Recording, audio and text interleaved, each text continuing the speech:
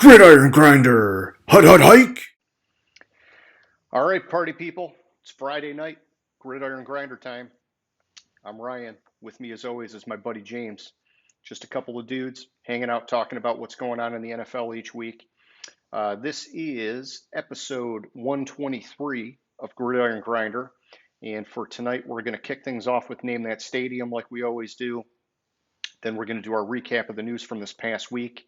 After that, we'll jump into our Week 13 power rankings and game picks. Can't believe we're already that far into the season.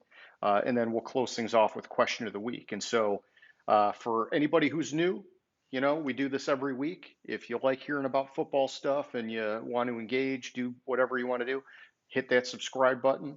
If you've been following us and been watching the show, hey, we apologize for the technical difficulties over the last couple weeks, but I think we got most of the bugs worked out here. Tonight should be a much better show. And so, with all that out of the way, James, how's it going tonight, man?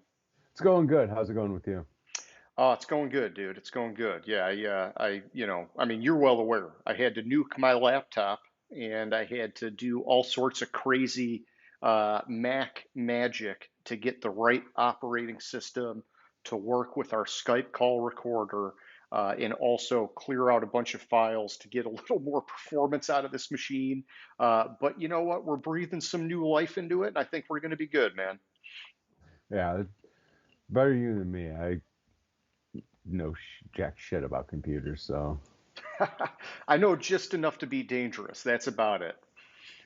All right. Well, hey, why don't we kick it over and do Name That Stadium, man? You want to take that ball and run with it? All right, so this section, as you can see, I'm traveling around to different stadiums during the week. Generally, during a regular season, it's a stadium that's hosting a game that week. I generally during the regular season also try not to repeat, just so you know. But and then if you guess and put or the first one to guess in the comments, heck, if even if you're the second one to guess and you get it right, we might even shout you out too. But you know.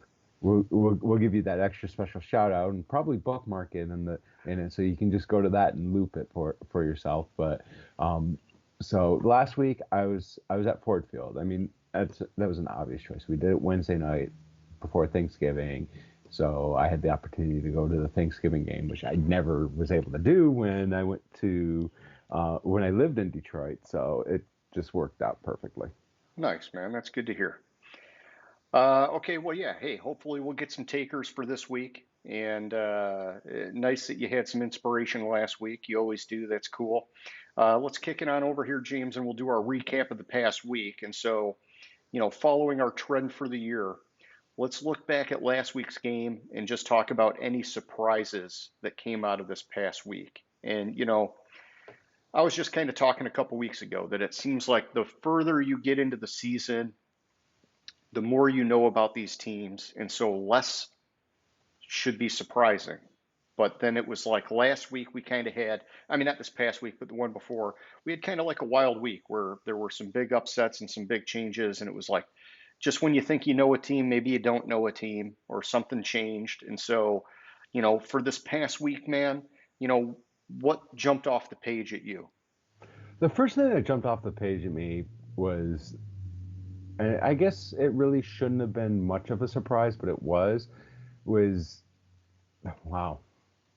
I'm seeing three of them right here on my screen. Which one? The Ravens and the Jaguars game, Yeah. I think would probably be the biggest one. I mean, good for Doug Peterson going for two to win the game. What was it? It was real late too. Yeah, it was a ballsy move, and I'm glad it paid off for him, man. I like seeing that. Yeah, so they scored. It was 14 seconds left in the game that day. I knew it was real late. I couldn't remember if it was like a minute or if it was like in the teens or whatever. But and then on the flip side, you had the same thing with the Chargers and the Cardinals. The Chargers had to Yeah. go to win the game, and that one, I mean, I in the Chargers game, there were a few things that surprised me. And it was actually they scored almost exactly the same time left in the game that the Jags did. But the Chargers game, there was a lot of stuff that surprised me. Like I think it was with like 3 minutes left, the Chargers had had all three timeouts, and they were down. And trying to remember, it was like 3 minutes. Yeah. So it was they were down. They're obviously down, and it was with 2:26 left in the game. They had a fourth and 20 at Arizona's 48. And normally Staley fucks up these decisions, and this time he chose to punt the ball, which I thought was the absolute correct decision, and it ended up working out for him. But you see, because he seems really aggressive and he would go for it. And I mean, fourth and 20 is a ways to go, Yeah. but most coaches would think, well, we're down, we have to score. There's like 2.5 minutes. They get a first down, we're screwed. So kudos for him for not going for it there. Hmm. Well, what did Uh, you think about the Lions game? Were you surprised that they kept it that close? I wasn't. I honestly I like, and I told you this. My model, when I modeled it out, it had a score of the Bills 27, Detroit 24. Okay. Yeah, I mean, you were right there. So I wasn't that surprised about it. I was There were certain things that surprised me, like the play call on the fourth down, where or third down. Yeah, it was 3rd and 1, and they threw the ball instead of run the ball, get the first down, and then throw the ball. I knew they really needed a touch on there, and when they had to kick the field goal, I knew they were going to lose the game. But I thought they should have run the ball instead of throwing the ball, and it was it Marvin Jones and Goff were just on different pages. Not Marvin Jones. Shark, DJ Shark. Oh yeah, Shark was yeah. They had a couple connections, but yeah, it seemed like later in the game they just were not aligned. Was it Shark they threw to? Why the hell did I say Marvin Jones? That was so last year or 2 years ago. Yeah, a couple of years ago, yeah. It was, yeah, it was Shark. So, I mean, they just were on completely different pages there. And I mean, you have 3rd and 1, get the first down. There's 32 seconds to go. You need that first down at at the very least to take the clock down to like 5 seconds before you kick the field goal. Yeah. And I don't know, that was frustrating. And then like the Colts game, like seriously, I'm so annoyed at Jeff Saturday right now. It's not even funny. Uh, Yeah. that last series, not calling timeout. Oh, I know. It's Everybody like, was like, "Whoa, he should have somebody talking to him about that." And yeah, and you look at the first half, they had I mean, it was ridiculously low passing yards. hmm Jonathan Taylor was running well, which was nice to see because he's had a really down year, been hurt a lot. It was good to see him get some of that fire back, but wow, they could not do shit in the passing game. And it did get better in the second half. Matt Ryan had some good connections with Michael Pittman Jr., but it was like too little too late, basically. hmm and then Ryan on that play that was 4th and 20 or something, not 4th and 20, whatever it was. I forget the distance, but it was like 20 yards to go. And Ryan had a good run, and then he dove way too early. Like if he could have ran another 2 yards, gotten the first down, Yeah. and would have been fine. Would have been fine. Like there was nobody about to tackle him. He just dove way too early. Like he forgot where the first down was, or something. And it's just I don't. I couldn't believe they didn't call timeout. I couldn't believe that. Then after the game, what did Saturday say, that he didn't think it was an urgent thing? It's like, are you fucking kidding me? Like, Hmm. it's like a minute left in the game. You got to score a touchdown. Yeah. What the fuck? It's not urgent. Time's not of the essence. Yeah. And I think that the spotlight's on that offensive coordinator too. hmm That hey, when you take a guy that has almost zero experience And, both the head coach and the offensive coordinator position, it's like, they had that exciting win the first week, and then they lost now two in a row. And offensively, they've done very little. And it's just going to be tough for them. I think that they're going to have an uphill battle with critics where they've got to perform to show that they belong on this stage. And right now, it doesn't look good. So. Yeah, what's the offensive coordinator's name? Like Parks Forrest or something like that? Yeah, I forget the name, but Forrest Parks? yeah. What is his name? That's gonna bug me. I think it's some like made up name. I kid you not. Like Made up name. And so I guess James, I guess continuing to the injuries for this past week, you know, I I haven't been reading up on it as much as I normally do. I did see something about David Bakhtiari, not a game injury, but having like an emergency appendectomy. And hmm so looks like he's going to be out this week.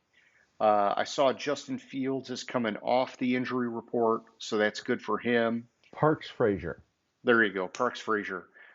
Stafford going to be out again with the neck, but he did clear the concussion protocol, I believe. Um, and so, but missing another game, and honestly, their season's like pretty much gone. Why So risk? more on Stafford. What I'm reading is he's done for the year. They should just shut him down, man. Why take the risk? They're not going Um, anywhere now. yeah, like it's the article on ESPN says McVay won't let's see, McVay won't comment on Stafford or something. McVay said the Rams have been taking it a step at a time. I think there's so many blah blah blah, so much thought and dialogue, blah blah blah blah blah. It'll take care of itself. Better served in the long term, or it's going to be a few more weeks. Okay. Blah blah bullshit. Everything I'm reading. Here we go. Here's the money quote. Matthew's the ultimate competitor. In a lot of instances, the best thing that you can do is protect him from himself. Yeah. Yeah. So he's pushing to play, and they're going to shut him down. And it's smart, man. We've talked about it. They can't protect him.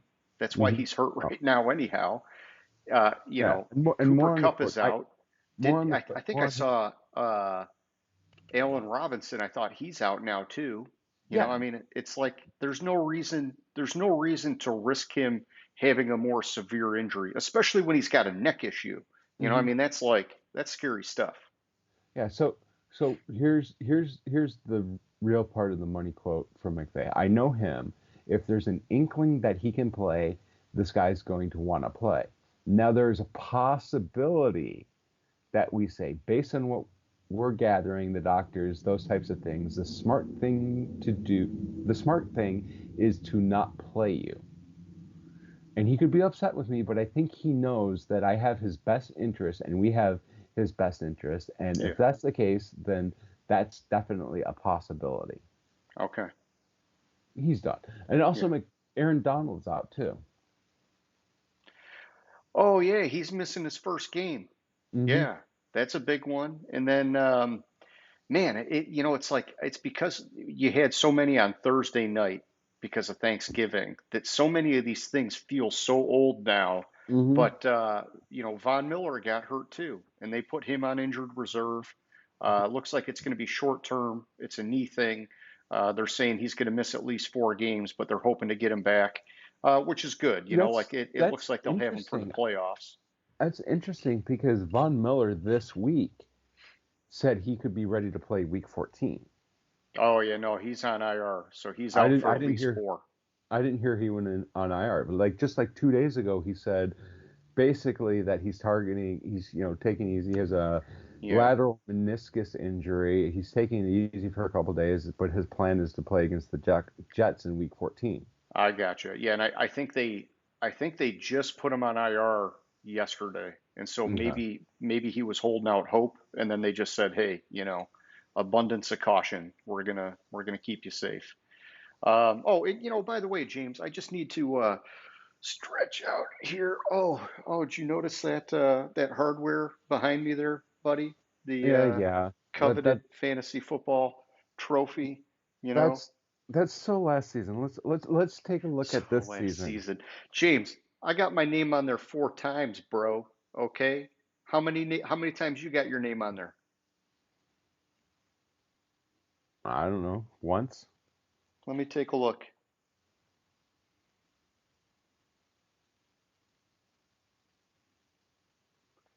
One time, James. One time. 1 to 4. 1 to 4. Yeah, well, the commissioner of the league can do some interesting shit. Oh, oh, so you're okay, you're going there. Yeah, I mean, hey, No, obviously I'm I'm just having a playing with shit you. year this year, but that's okay, man. I actually, I mean, we talked about it a couple weeks ago where, this year I started off hot with points, but I kept playing like the high scorer and kept losing, and then my team fell off, and now it's just like it's too late to get in the playoffs because we only take 6 teams, but. Um, I feel good about my draft and my keeper options for next year. And so I think that even though this was a down year, I've got a lot of prospects to bounce back nicely next year and be at least competitive again. Yeah, I think I started out this season like 0-4 or something like that. And then I played you, beat you down, and I've been rolling ever since. You've been on a tear. Well, that's good, man. I hope you sneak in the playoffs and make it happen. Yeah, I was 0-4. Week 5, I played you and beat you by 40. uh, And and since then, I've gone 6-1. that's what everybody's doing, dude. Everybody's having their best week against me. So, it's okay. It's okay. I'll have my revenge next year. It doesn't sting so much when I've got this right behind me, James. You know? True, So, true. but of course, if you win it, I'm going to be a little pissed because I got to pay to ship it all the way out to fucking California. So, uh, but yeah, I don't know. I won't really be pissed. I'll be happy to do it. But, although Yeah, we've run out of room on the front, we're going to have to start going to the back, or we're going to have to get a new trophy. well, we have the plates that'll wrap around to the back, so I think that would be the best route instead of buying a whole new trophy. Sure. Yeah. Just keep it going until it's maxed out. And then honestly, hey, maybe I just take it in and we add a level. And then that we don't even get a new trophy. We just get another level to put more placards on. So that's actually probably the best answer. And then it gets Yeah, bigger probably. and better. All right, man. So other news wise from this past week, I know I went on a tangent. I had to share it because I never had it behind me. But um, what else have you seen news-wise from this past week, James, that you want to touch on? Like just like some little shit that's not surprise, like Williams being out again. Um, What the heck happened with Odell Beckham, dude? On like that plane, he got pulled off a plane. Did you hear about that? so I heard about that and I read his side of the story, and it feels all right. So every pretty much everybody out there is flown, and flight attendants sometimes go on power trips. And that's what this feels like to me. So Okay. here's Beckham's side of the story.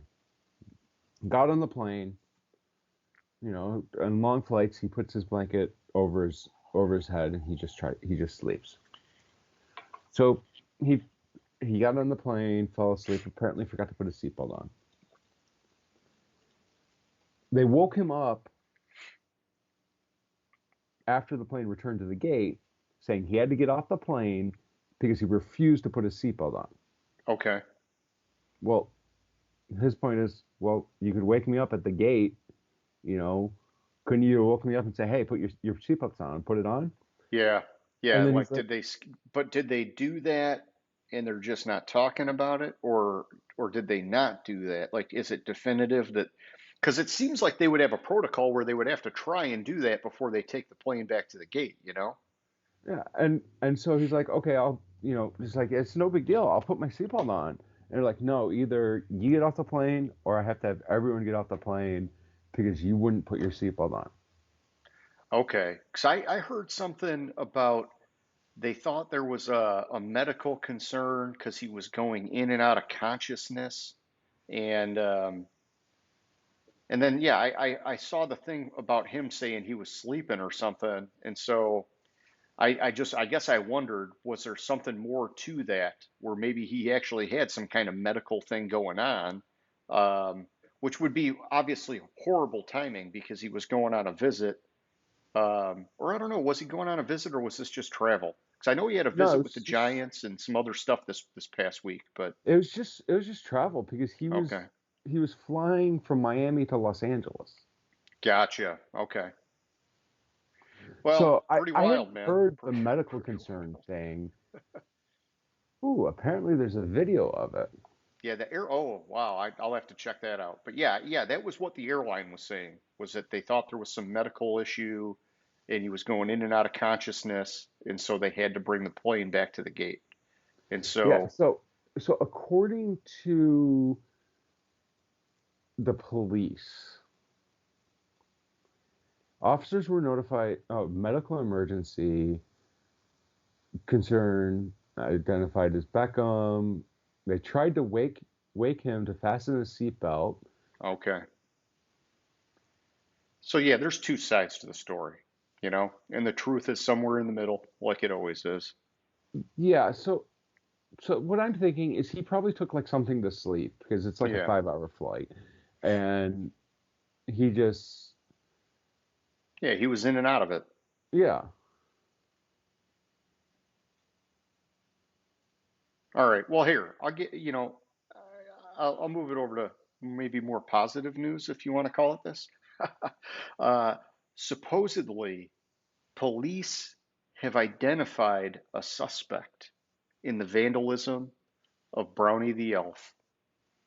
Oh, The, I didn't hear that. the guy that gave the lawn job at the Cleveland Browns Stadium. They think they found him. And so I don't know the guy's name, but I saw, and in fact, I'm looking at the like just the highlight of the article. It says Cleveland police have released the name of the man they believe damaged the field. I mean, if you're releasing his name, you better be pretty confident it's him. But like I talked about last week, I'm sure there's hundreds of cameras at that stadium that work 24/7, whether people are there or not. And they're probably high tech, where they just record when there's motion, as cameras typically do. I'm a security guy, I know how it works.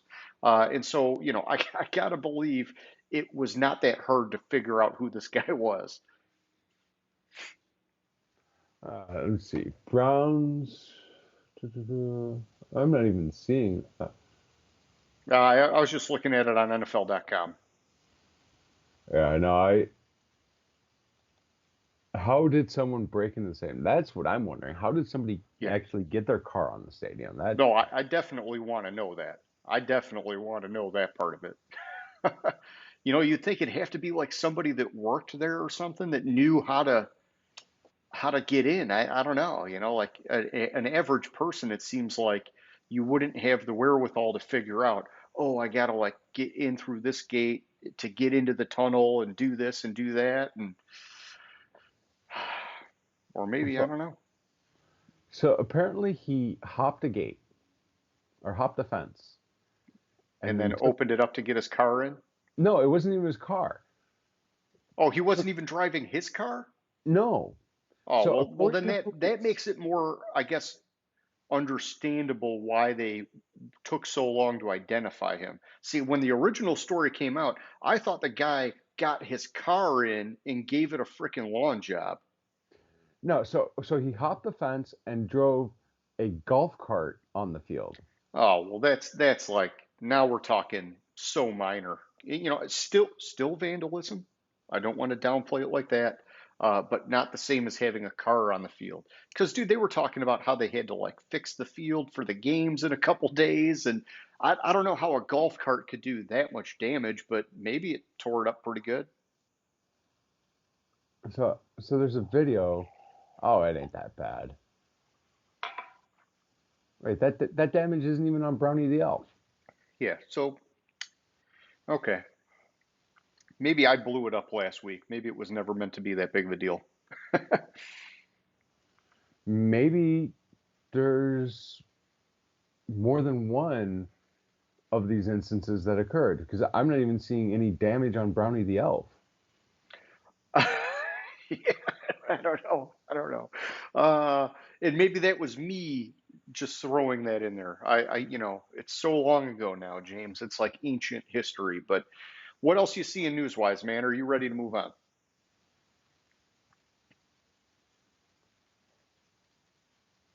I'm good to move on. I just so yeah, there's barely any damage. You can see like a golf cart was driven in a circle on the field. Okay, It's like he did some donuts in the golf cart. Big deal. yeah, All right. Well, not here, even really donuts, like a just a circle. spiral circle. Like Yeah, I mean, hey, I've been in the golf cart before where you get a little bit of water on the grass and you can do some fun stuff, but mhm. nothing illegal, nothing illegal. I'm not saying that. All right, so let's move it on over, man, and let's do our week 13 power rankings. James, whenever you're ready, man, give me 1 through 5. All right, so I spent all of 2 minutes on these. So Sure. I worked really hard at making these as accurate as possible. No, I'm just kidding. Sometimes the I quick decisions are the best ones. exactly. So 1 and 2 didn't didn't change. I had Kansas City 1, San Francisco 2 last week. They both won. I kept them there. I was not as impressed with San Francisco's win over New Orleans. Yeah. Like, yeah, okay, I picked New Orleans to win, but it's like San Francisco should score more than 13 points against New Orleans Yeah. any day. I thought there was matchup issues on that team that was going to have New Orleans score more than San Francisco. I didn't think that. Anyways, Philadelphia moved up 1 spot to 3 after beating Green Bay. Yeah, they beat Green Bay. This is more of a I moved a team down from 3. So like 3, 4, and 5 really only moved up 1 spot because I moved my number 3 team outside of the top 5. So I have Philadelphia, Cincinnati, and Miami in Okay. that order. Yeah, they just kind of floated up. I got you. All right. Well, yeah. I mean, hey, for me, 1 through 5 was pretty easy. My 1 through 4 stayed put. Kansas City, another week, another win. That win this past week was about as automatic as it gets against, the Rams with a backup quarterback and all that jazz.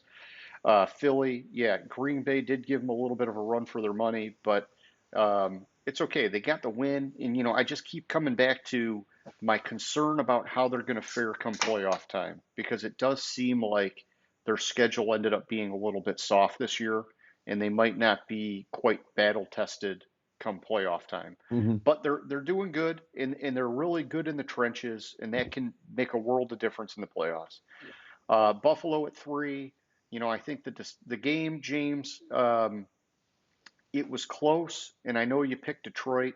I just want to go back to last week. You talked about the complications of that snow in Buffalo and them having to play the previous game in Detroit and then go back and then come back again. And so I think that it was closer than maybe it normally would have been. And I think that looked good for Detroit better than maybe they deserved. And so, I don't know. I'm just trying to like take it with a grain of salt. And then 4 with Dallas, I would have preferred to see a more decisive win over the Giants, but it was a divisional game, and the Giants have been way better than advertised this year. And then at 5, this is my only change in my top 5 is that I bumped up Miami by 1 spot, trying to not get ahead of myself because they beat my worst ranked team on my power rankings. But their defense looked good, and they keep rolling. So I felt like it was a good time to bump them up 1. So back to you at 6 for 10, man. All right, so Buffalo at 6 and Dallas at 7. Again, they only moved up a spot because I took Baltimore from number 3 to number 8. Okay. Otherwise, if I wouldn't have moved Baltimore so far down, Dallas and Buffalo would have stayed where they were at 6 and 7 last week because I didn't think their wins were that impressive to move up a spot. Like Minnesota at 9, Minnesota 1. I had New England at 11 and Minnesota at 10 last week. Tennessee also lost, which I dropped them down one spot. So basically just flipped Minnesota and Tennessee. I got you. Yeah, and so my 6 through 10, it's kind of weird. It's like almost like the flip of my 1 through 5. So at 6, I dropped down Baltimore by one spot, and so I was tempted to have them go lower, but they ended up beating Cincy back in week 5, and now both those teams share a 7-4 record, and so I wanted to keep them here because at 7 I got Cincy, and you know after really evaluating the schedule. I like where I have them placed now on my board. I think that if they played Baltimore again, they could probably beat them. But until that happens, like this just it felt harmonious, so to speak, for me on my board. And then at 8, I've got Tennessee, kept them put. It was like bing bang boom. They fell right in line. They lost to Cincinnati, so there was no reason to move them above Cincinnati, and I didn't want to drop them down lower because I still think they've been playing really good. It's like weeks 1 and 2 are so far like in the past at this point. At 9, I've got San Francisco. This is like the second week in a row where the board was kind of gridlocked above them, and that happened again for them this week. But I didn't feel pressure to change because, like you said, 13 points against the Saints, they really should have done better. Hmm. And then at 10, I've got the Vikings. They stayed put. They kind of just got gridlocked, and so it is what it is, man. Back to you at 11. All right, so 11 and 12, I really, really wanted to keep the same as last week, but because I flipped them. So I have the Chargers at 11 this week after the win, even though it was a lucky win against Arizona ultimately, but it was a win. And New England, I dropped them one spot after the loss to Minnesota. Now, the interesting thing about the loss to Minnesota is Hunter Henry scored a touchdown. That was a touchdown. I don't know how the fuck it was not called a Yeah, touchdown. that was And garbage, dude. Yeah. and that was the difference in the game. I didn't really want to move New England, but they did lose and the team behind them did win, so I felt it was appropriate to flip them. Okay. Um, 13, I have 13 and 14. 13 last week was the Jets, or the Giants. Now it's the Jets. 14 last week was the Jets. Now it's the Giants. And it's the same thing. One team won, one team lost. At 15, I have Cleveland. Now, I didn't move Cleveland off of a win because I have Tampa Bay rated so low on my board Okay. that I thought, in all honesty, Cleveland should have beat Tampa Bay by more, and they didn't. So I left Cleveland at 15 for this week. I gotcha. Okay, yeah. So for me at 11, I mimic your Los Angeles Chargers pick. Even though they got away with one against Arizona, I'm getting excited for these guys again. And I think like the way they won it at the end is why I get excited for them. Is that it's when it comes down to it, and they're healthy. Like I mean, they're not 100% healthy right now, but they're like I don't know, 85, 90%. And you can see that when it comes time to be clutch, they are clutch. And I love that about that team. At 12, I've got Washington. I moved them up 3 spots. This was a little bit about the board working in their favor.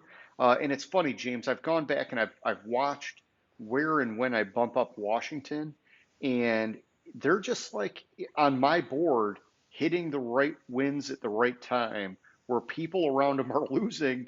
And so it's like they've climbed my board again very fast because of that. And so I'm getting a little bit cautious with them uh, now being at 12, but they've been winning, and Heineke's been really good for that team. Brian Robinson, I got to keep giving him love, and especially with his weird big hat thing that he did this past week. I don't know if you saw that, but I did. yeah, apparently he had like a buddy on Shark Tank, and so he was Hmm. trying to help him out, which I thought was cool. And then at 13, James, And actually 13 and 14, I mimicked you again. I got the Jets and the Giants. And you talked about it a few weeks ago about how sometimes we have different moves. Sometimes they're big, but like we get into sync on the board. And after the Jets got that win with Mike White, I feel a lot better about their prospects. And so I gave them a very healthy 6 spot bump this past week. With the Giants, I didn't drop them because they kept it so close with a team in my top five that I thought, hey, you know what? I'm going to keep them here for now. The record is still really good, and we'll wait and see where it goes. And then at 15, this was a tough one, man. I dropped Tampa Bay 3 spots. Uh, Definitely could have went lower, like you've got them way lower. It just to me, it was like Tampa Bay was winning early and then Cleveland came back and got him. And I can't trust Cleveland with Jacoby Brissett. I think it'll be totally different with Watson coming back this week. But so I just kind of tried to take this game with a grain of salt. And I even went back and I was looking at Tampa Bay's wins and who they beat and who they lost to. And I was like, okay, they beat Seattle, they beat Atlanta, they did these things. And so I thought, all right, I'm just going to kind of put this one game aside against Cleveland and I'm going to keep them here on my board because I wanted to keep them above teams like Seattle and Atlanta. Sorry. So Mhm. that was kind of my logic for that. But they're playing with fire, man, by losing. It is what it is. So back to you at 16. All right. So at 16, I have Washington. I moved them up 1 spot. It was they beat Atlanta. I'm not getting all overhyped by Atlanta by them beating Atlanta. Yeah, I barely have Atlanta in my top 20, and I had Washington. I had Washington a couple spots ahead of them, so they should have beat them. If they to really get a bump, it would have had to been a bigger spread in that game. At 17, I have Seattle. Yeah, Seattle lost to Vegas, and I only dropped them 1 spot. It's more of a factor of all the teams in this, like Washington, the team that was right behind them, won, and every other team that was right behind them, lost up until 22. So I kind of had to keep them. We could only really drop them 1 spot. Otherwise, it would have been. It just would have been like I would have taken a a team. landslide. It would have been a landslide, and I would have taken a team way too fucking high. Yeah, Um, you got to do what you got to do, man. at 18, I have New Orleans. They lost to San Francisco. I have New Orleans as my number, or San Francisco as my number 2 team. It was 13-0. They kept it. I'm going to say that's close based comparatively, and all the teams here, like I said, lost. So it would have been a big unjustified move on my board to really drop them. Atlanta at 19, they lost. It's the same situation as New Orleans. But they kept it close, and all the teams behind them kind of lost. So it's like, where do I draw the line? Yeah, And Jacksonville, I put Jacksonville at 20. They moved up 2 spots after beating Baltimore. And the reason why it was only 2 spots, yeah, I had Baltimore so high. I think Jacksonville beating Baltimore was more of a Baltimore issue yeah. than a Jacksonville being good.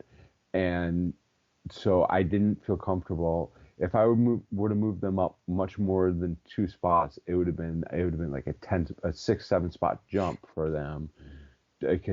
And I didn't feel that was appropriate. Yeah, we've seen some dysfunction out of Baltimore this year. It's been kind of choppy. All right, so for me at 16, James, I've got Seattle. I dropped them down 3 spots. It was a bummer watching that game. At least, I didn't get to watch the whole game, but like the highlights and whatnot, because they had control of that game early on, and it was like the very end they let it slip away, and then overtime was just out of control, and so it's almost like Seattle's reeling now that they lost 2 in a row, and they're going to have to lock it up pretty quick here, man. They're not. When you look at their talent level on the team, they've got so many rookies playing so well that they're like ahead of schedule with sort of like this mini rebuild that they're in. It would not take much more for them to start sliding hard. And Hmm. so that's what I'm worried about. At 17, I've got Atlanta. I dropped them down one spot. Low scoring affair against Washington. That part concerns me because Atlanta's offense has been better for the most part this year. But it seems like Mariota in recent weeks has been kind of sputtering, and that could be problematic for him. At 18, I've got Green Bay. I dropped them down one spot. Despite the broken thumb, Rodgers in that offense, they ended up putting up some pretty good points, man. 33 points, pretty solid. But it wasn't good enough to get the win, which is just like par for everything going on with them this year. It's like if the offense plays good, the defense doesn't. If the defense plays good, the offense does like zero. And so it just, it's tough. They've got a lost season basically. And then at 19, I've got the Patriots. I moved them down one spot. Hey man, I told you last week, I just did not think they could score as much as Minnesota. It was like I don't see the Patriots offense scoring that much. And then of course they go out and I put my foot in my mouth because they put up 26 points. And so Hmm. either way, very hard to trust on offense. So I'm just not counting on it regularly. I moved them down one. At 20, this is one, James, where I know I'm getting ahead of myself. I moved up the Browns by 6 spots. Despite all the stuff I talked about earlier, not being able to trust them, they got to win. And so I did want to move them up on my board. But then I just basically, we know Watson's coming back, and all the teams kind of in this range lost. So it just cleared the path for me to make the move now. And we'll see what happens with Watson. I think this gives me a better sort of like jumping point after I see him play to either make another decent move up or maybe keep him here and wait because the dude probably has got to shake some rust off. And so either way, I like it here than further down on my board, and I didn't want to go too far up. And so I don't know. That's my excuse or justification. Back to you at 21, man. All right, so in 21 through 25, a lot of the moves here or lack of moves is because I Wikipedia.org. The game starts with Alexa, stop. Hey, that happened last week, man. Yeah, that's fucking ridiculous. I I killed Arizona this week, and it's been overdue to really kill Arizona. And huh, sorry, You I all was right? reading. Yeah, I was reading what it was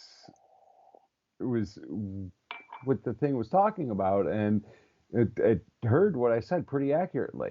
So just and it was what I said, and then what it was responding on was some fucking weird thing, and I was like, I saw white in all capitals. I was like, what the hell? Anyways, so a lot of my moves here or lack of moves here is because I killed Arizona. Houston, yeah, they lost. Rightfully, they probably should have dropped, but they didn't because I mean Miami's in the top five, in my top five, and also I killed Arizona. Pittsburgh moved up one spot. That one spot I wouldn't have moved them off the win against Indianapolis because I have Indianapolis way below them, and it was way too close of a game for me. But Arizona moved down, so that's kind of what happened there. Okay. Carolina, the same thing. They beat Denver, who I have way below Yeah. them, and probably shouldn't have moved, but Arizona moved, so Carolina got the benefit of that. The Lions. I have the Lions at 24. I moved the Lions up 2 spots off of a loss. One spot because of the Arizona move, one spot because of the impressiveness of staying in it and being so close with Buffalo, who I have rated so high, who I've been so high on all year. Yeah. Tampa Bay lost to Cleveland. Probably should have dropped a spot, but I moved Arizona so far down that it ended up equaling out to being the same as I had them last week. I still think 25 is probably a little bit high for how Tampa Bay's been playing this year, but we'll see what happens after this week and go from there. Gotcha. Yeah. I mean, hey, I've been saying it all year. Very talented team. but they're Mhm. not getting the wins, and so it's tough. That's you have had no mercy on them where I've been hanging on tight, and it just it's weird. It's I don't know why I'm hanging on so tight, but it's okay. And by the way, before I go into mine, man, I know it's a little bit of a tangent, but I actually am like really rooting for Wilkes to get that head coach job in Carolina. Mhm. I like him, dude. I like him. Uh-huh.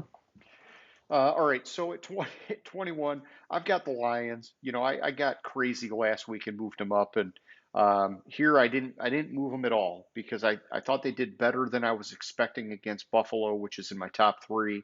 I am cautious about it because of all the factors we talked about earlier with Buffalo, you know, ping pong balling back and forth with the snow and all that stuff. But either way, it's okay. I'm gonna stay here. Detroit played well in that game. 22 Arizona, I dropped them down 2 spots. I think beating the Chargers would have been huge for them. Ultimately, they let it slip away.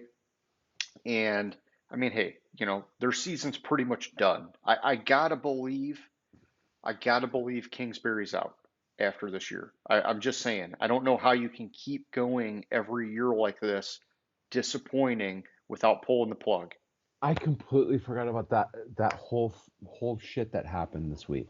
Tell me, dude. Did you hear about you heard about Kyler's press conference after the game where he basically said schematically we're fucked. What? Yeah, he in the press conference after the game he said schematically this team is fucked. No, I didn't hear that at all. Then later in the week, Patrick Peterson in his podcast. I forget who the other person on the podcast is. He asked if somehow Arizona came up and if Cliff Kingsbury was going to get get blamed for everything that's going on, and he responded, "Yeah." And then somehow it got to Kyler Murray, and he said, "Kyler only cares about Kyler." I heard about that with Patrick Peterson saying something And about that. then Kyler tweeted something more or less with "fuck you." You don't know what the fuck you're talking about. So, Um, so I did see the one with Patrick Peterson where he said something about Kyler only cares about Kyler, and Kyler went back at him and was mhm. like, he made some comment about you're supposed to be the mentor, and if that's what you thought, you should have called me out on it before instead of like dragging my name through the mud to help you with your show or something, because it was Yeah. like, Peterson did it on like his own, little sports talk thing or whatever. And so, um, yeah, but I didn't know about Cliff that way, and then I didn't know about the scheme thing. That one is wild because that one's like, okay, now you got a very clear rift with Hmm. him and the coaching staff if he's making comments like that. Let's see what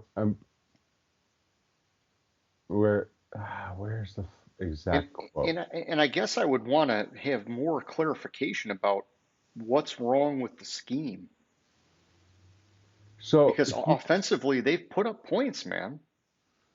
yeah, so I can give me a second. Let me Yeah, and find yeah, the and exact here, quote. let me just do this real quick. While you're looking, I'll burn through the rest of my 25. So at 23, I got Pittsburgh. I moved them up 4 spots. George Pickens looked great, which I think bodes well for that 1-2 punch with Kenny Pickett in the future. 24, I got the Bears. I dropped them down 2 spots. They're going to live and die by Justin Fields, and he clearly was not 100% last week. We all knew that, the shoulder, all that stuff. They only put up 10 points. At 25, I got the Jags. I moved them up 5 spots. When they're on, they can hang with the best of them, but they're not quite there yet, meaning they're more off than they're on. And so, young, inconsistent, but it was a great week where they showed the potential of where they can be going. And so, yeah, hopefully that bought you a little bit of time to do a little research there. So apparently it was in response to a question about a 4th-and-1 play where I guess so they went for it from their own 35-yard line, Yeah, and I mean they that's yeah. but I guess they threw the ball, and he was asked about it, and he said, "quote where I just lost the quote. Give me 1 second. I have to open Yeah, yeah. another It's all good, another." dude. He said he said schematically, I mean we're kind of fucked. So it's more of a strategic thing than a scheme thing though. Because, Yeah, like you could choose to run instead of pass. That's a strategy thing. Like if there was like if they schemed it wrong where they put in, like a wonky offense to be passing it. Or I don't know. I guess I just maybe I'm just confused about the scheme part of it and I'm fixating on that. yeah. I'm gonna I'm gonna try to listen to it um at when you're doing your. My next five. Yeah, I'll All right. try to listen to it. All right. So I'll give you my 26 through 30 and then you can chime in and then give me your 26 through 30. And so at 26, James, I got the Panthers. I moved them up 2 spots. You kind of covered it pretty well. They beat one of our bottom feeder teams. And so, I didn't want to go crazy, but I do like their commitment to the running game and they do play strong defense. And, I think that that's the right recipe. Uh, it's the Seattle recipe why they've been having success this year. It's the same thing. It can work for Carolina, and as they get more pieces, they'll be more consistent, more competitive, and they'll be able to maybe fight back from some of those games where they get down.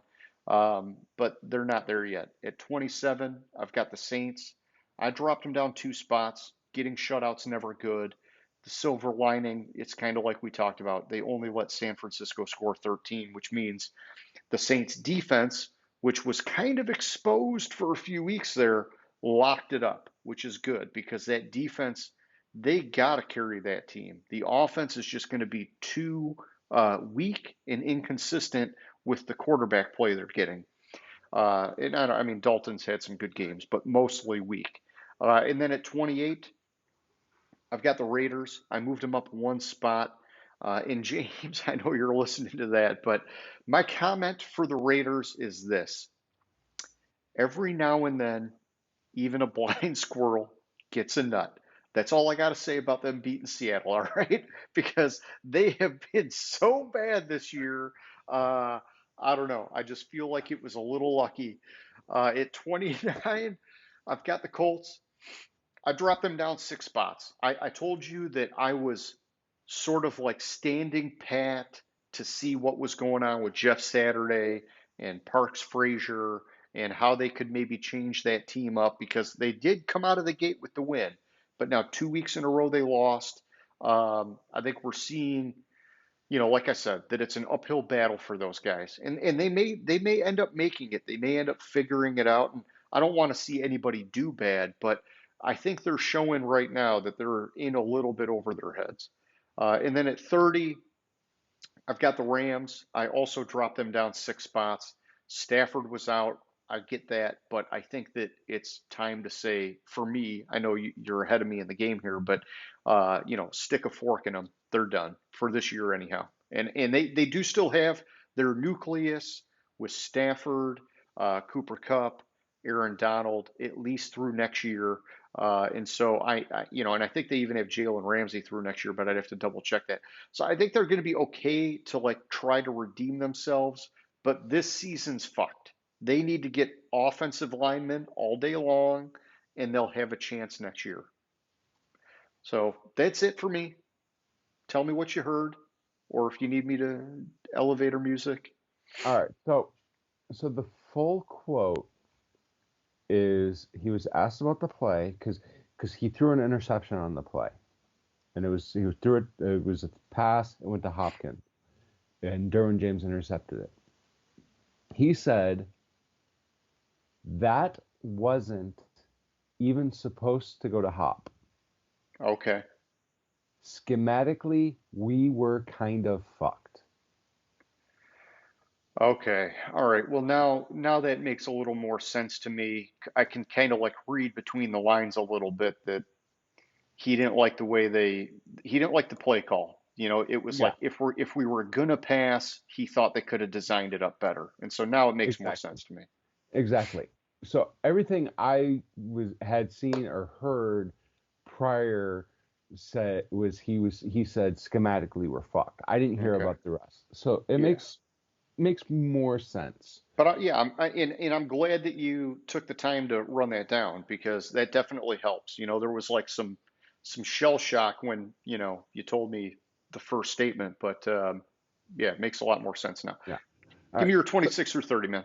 26 I have the Raiders. They beat Seattle. I moved them up 3 spots. I probably could have moved them up more, but like I really don't think they're better than the teams I have ahead of them at 20 like 25. I don't think they're better than Tampa Bay, Detroit, Carolina. So the Raiders end up at 26. Colts at 27. They lost, but they didn't move. Probably was really a one spot drop, but I killed Arizona. So Colts did the same. Chicago, same thing. They stayed the same at 28. They lost to the Jets. They got killed by the Jets. Yeah. So I would have texted you and changed my pick. I did not hear about the Simeon injury Okay. until after the game started, Gotcha. and that kind of fucked the game. He has an oblique injury, and in fact, Simeon is out for the rest of the season because he has to have surgery to repair it. He got injured in pregame warmups. I don't know the full story behind it, but I kind of when I turned on the game and I turned on the game and said something about Simeon being injured in pregame warmups. I was like, well, fuck. Yeah. And but it was too late by that, so I didn't even bother. Okay. But I didn't move Chicago. They were playing their backup quarterback who happened to get injured in pregame warmups. What does it say about Nathan Peterman that an injured Trevor Simeon is better than starting Nathan Peterman? Simeon, man, for an undrafted guy, he's still in the league all these years later Mm-hmm. because the guy does have some talent, man. Right, And I like him. He's just not ever going to be a starter, right. and we know that now. But, But an injured you know, Trevor Simeon that needs surgery yeah, that will end his season is a better option than Nathan Peterman. I'm just saying. All right. We're finally getting to, I've been teasing it for the last 10. sure. Arizona dropped to number 29. Yeah, you fucking smoked him, dude. Yes. And it's not because they lost to the Chargers. It's because of everything else I see going on with this team. The infighting. The infighting. I'm out on Kyler Murray as a professional quarterback. Just go Okay. fucking back to baseball. I think he's immature. How many quarterbacks would have responded like he? Well, there's three. There's three quarterbacks I can think of that would responded like he did to Patrick Peterson's podcast. Number one, Lamar Jackson. You heard what Lamar Jackson did this week, right? Basically told the fan that was talking shit about him on Twitter to shut the fuck up. I heard something about Harbaugh had to talk to him, but I didn't know the details. Yeah. Um, Russ would have done it, and Kyler Murray. Okay. And maybe Those three. Rodgers. Does Rodgers even have Twitter? Oh, well, I'm just I'm saying. just saying, I just put him in that camp of he's like a radical. Yeah. I was more commenting on maturity, but Mm, anyways, mm-hmm. Denver at 30. I dropped Arizona 9 spots to 29. Denver at 30, they lost. Teams behind them lost. I almost dropped Arizona below Denver, but if Arizona would have got lost by more than 1 point to the Chargers, I probably would have. But they stayed at 30 for Yeah, this and I week. mean Denver's so bad, but I got you. And then I'll just go to my dumpster fire, then we'll go to your dumpster fire. Sure. 31, I have the Rams. They lost. There's not much to say about the Rams. We already talked about it. Stafford's probably out for the year. Donald's missing. I think Robinson is out for the year or a long time. They lost Cooper Kupp. The team, it's great. It's great. I'm excited, and the more this team loses, the more excited I get because you know who gets their number 1 draft pick this year. Yes. Top 5, baby. Top 5. 32, I have the Pack. The Packers are dysfunctional. The Packers, if anybody were to say schematically we're fucked, I would have expected Rodgers to say something like that. Yeah. He's come close to it. I think LaFleur is overrated.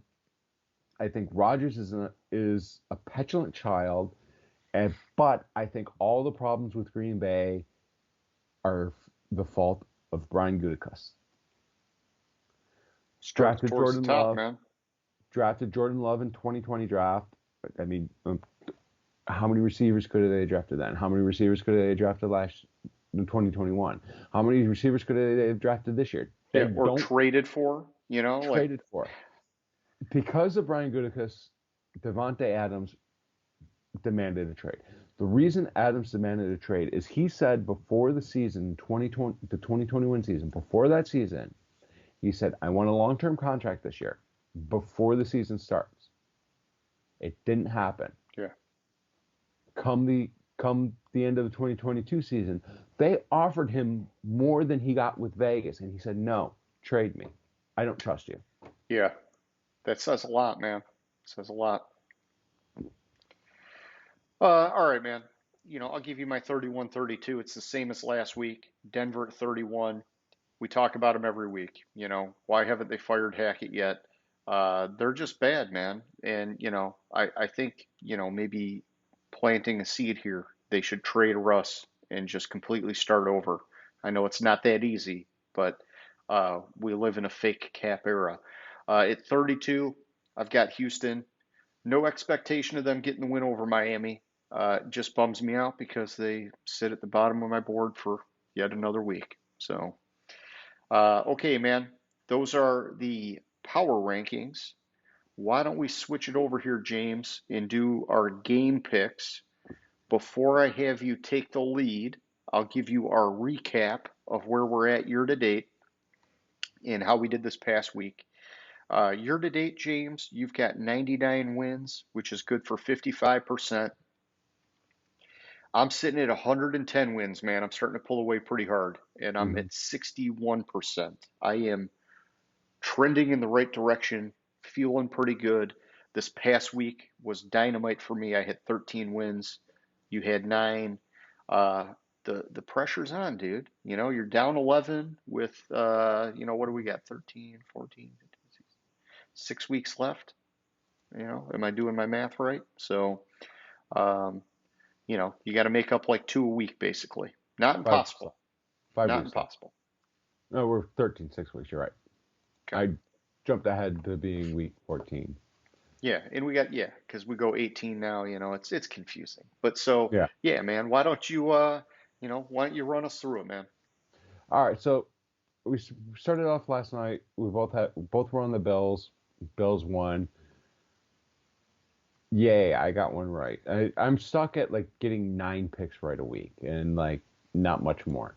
Okay. First up, we have the Steelers at the Falcons. So this is a tale. I kind of want to touch about Kyle.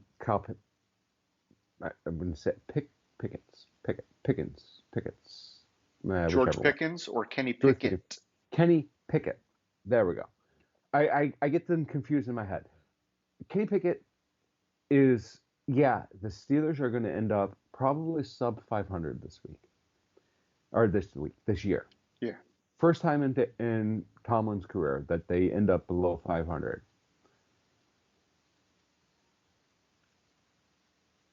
But Pickett is coming around, Oh, definitely. and he's getting better week by week. So there's a lot to be excited for by Pittsburgh in Pittsburgh. Interestingly enough, since 2006, this will be the fourth meeting of 2007. The last time this, yeah, so 2006 was the last time that Atlanta beat Pittsburgh.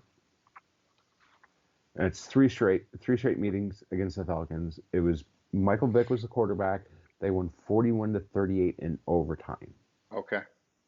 Pittsburgh, who happens to be the favorite this week, is 3-0 against the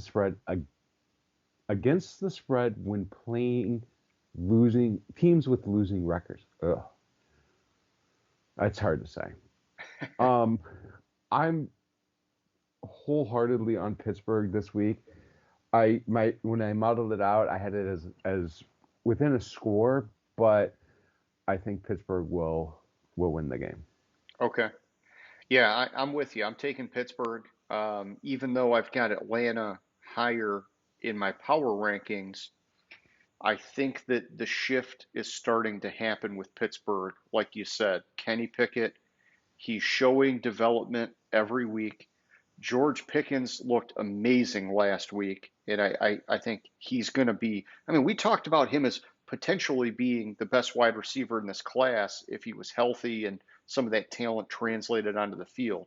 It's so early in his career, nobody knows, but he has shown those flashes, man. Like that sideline catch he had last week, that blew me away. Mm-hmm. Um, they got Watt back. I see them picking up steam where I see Atlanta sputtering. And so, like I said, even though I've got them flipped on my board, I think their trajectories are going in the different direction. I got Pittsburgh winning by 2. All right. Next up, we have the Denver Broncos at the Baltimore Ravens. So I have to say it this way, and you'll understand. The Broncos are 0-5 in road games played inside the United States.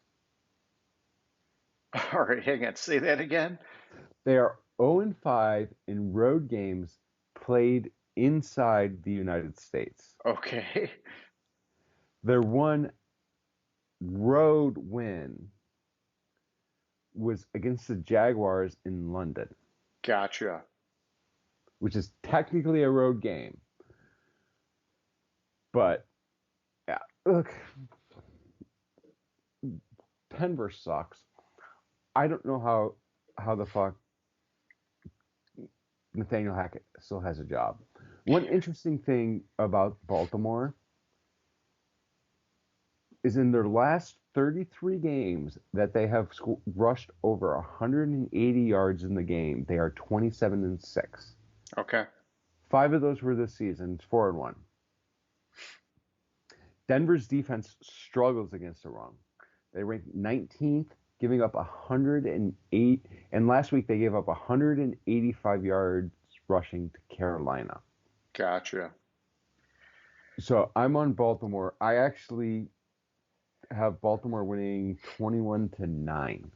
Okay. Well, I tell you, man, I'm glad you said that about the Denver run defense because my pick is Baltimore, but I was starting to think that this could be an extremely low scoring game because when you look at Baltimore throughout the year this year, it seems like any time they play a good defense, and I'm not even saying a great defense, just a good defense, their offense struggles. Mm. But if Denver gets exposed against the run, that ends up being really good for Baltimore because all Denver's had this year's defense, and their defense points wise has been doing their job. It's just that their offense hasn't done jack fucking shit.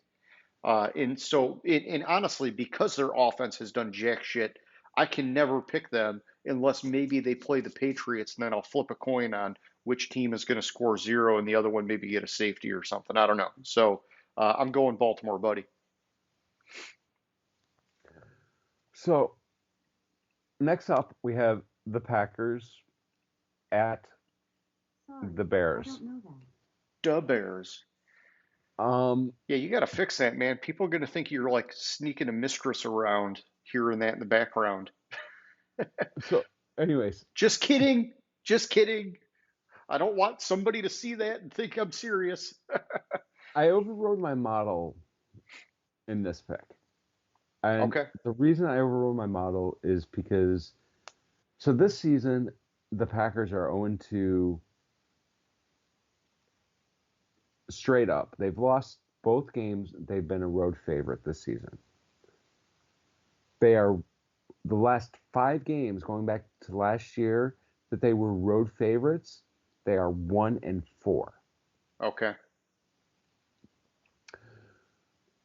Green Bay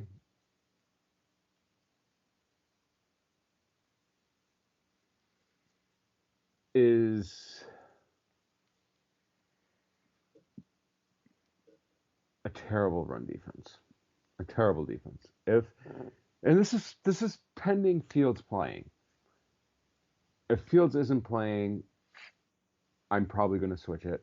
I'll let you know for sure. Last week against the Eagles, is that right? Did Green Bay and the Eagles play last week? Probably Yeah, no. Green Bay put up 33, man. Philly had 40. The Eagles rushed for 363 yards last week against Green Bay. Yeah, that's like a passing, like a great passing game, not a rushing game. A little under half of that was by Jalen Hurts. Fields is a similar style quarterback as Jalen Hurts. That's a If good Fields call. is if Fields is playing, I could see Chicago winning this game. So I'm going to go with Chicago pending Fields' health, and I may change it on Sunday if Fields is out.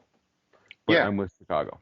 yeah. Keep me posted. The last I heard is that he's going to play because he's off the Mhm. injury report, but anything can happen over the next couple days.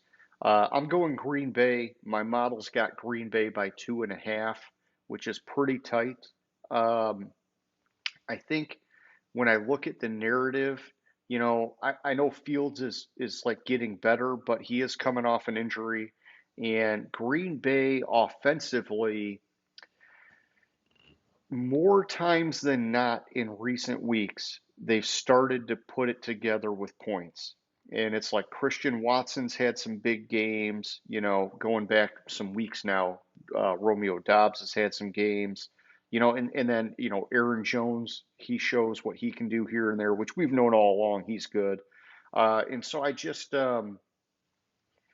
think the Green Bay offense has better prospects in this game. And I don't want to take anything away from Chicago because, they've played, in my opinion, admirably on defense, especially considering that they traded Roquan Smith away. But they're on paper really not that good, man. I mean, they've like traded everybody and their mom away, and so I'm going to take Green Bay, but I could see it being close. My model's got it 2.5. Yeah, that's all I got to say about that. All right. Next up, we have the Jacksonville Jaguars at the Detroit Lions. So Yes. interestingly enough, this is the matchup of the number 1 and number 2 pick last year, and Aiden Hutchinson kind of took some shots at Jacksonville for not picking him. Yeah, I guess my arms were too short. Yeah, and Yeah, he's like fucking 6'7". His arms are plenty long. yeah. So, anyways, interestingly about these two teams, Yes. the Jaguars have lost 19 straight games against NFC teams. Ooh. The Lions are 0-10-1 in their last 11 games against AFC teams. That's a wild fucking stat, dude. So yeah, Um, this is the safety in a field goal. Who's gonna win? yes, exactly.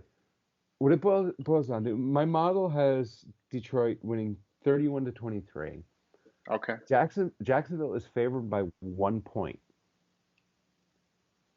as a favorite in their last 9 games, 0-3 this season, 0-6 last season. I'm gonna stick with the Lions on it. I'm hesitantly sticking with the Lions because every time I seem to pick them, they fucking lose. Yeah. But I'm on the Lions. Okay. Well, listen, man, I'm going with the Lions as well. My model has the Lions by 1.5. And James, I'm going to be at this fucking game, dude. And so Really? I'm hoping the Lions win because I haven't been to a Lions game since before COVID. So I'm freaking pumped. I think both of these teams are, they're very similar, man. Like, I kind of talked about it a week ago where we've seen the weeks where they have such high effort and they've not always gotten the wins. But you can see that, like, both these teams maybe are on the cusp of getting better. But then they have some weeks where they just look like fucking dog shit. And so it's like you don't know which one you're going to get in any given week. When I look at the heat map, I mean, it's like this, like totally freaking zigzagged. They're trading all the way down. And so I can see this game going either way. I like that it's in Detroit, and I'm going to go with the Lions, man. All right. Next up, we have the Cleveland Browns at the Houston Texans. Yes. I'm going to change my pick that I sent you in the Deshaun Watson return game. Okay. Oh my gosh, I forgot. I I forgot that it's in Houston with Watson's first game back. Holy cow, man. So I'm surprised that there's a couple things. What the fantasy aspect of this game? What's his name? Damian Pierce. Yeah. He has averaged, and this is a wild fucking stat that I came up with, less than 1 foot before being contacted by a defender per rush. Wow. So he's getting no daylight. He's No making daylight everything whatsoever. happen with his like pure fucking aggression. Exactly. I mean, that's the running back style that I love, James. So the Browns have won the last 2 games against the Texans. They've never won 3 straight in the series. The Browns are 5-7 all time against the Texans. Now I'm surprised that somebody somewhere put this stat together. Quarterbacks who have not started, and how many times this has happened. Quarterbacks that have not started a game in 500 or more days and are laying at least 7 points in their first start after the layoff are 1-6 against the spread in the past 25 seasons, 1-3 straight up in the last 15 seasons.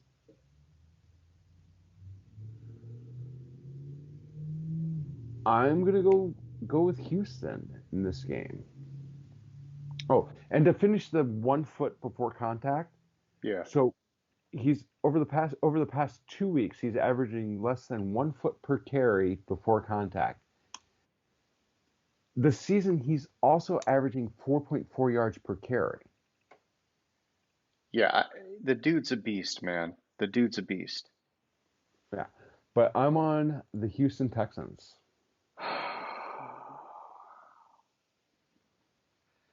I've got Cleveland. I'm going the other way. I'm going Cleveland. My model has Cleveland. I'm not sure on the fly how to adjust it for that, if that it could be significant enough to swing my model. But I've got Cleveland winning by 3.5, and so it's That not that's earth right where shattering my model was. And I had at three Cleveland and a winning half. it was 4.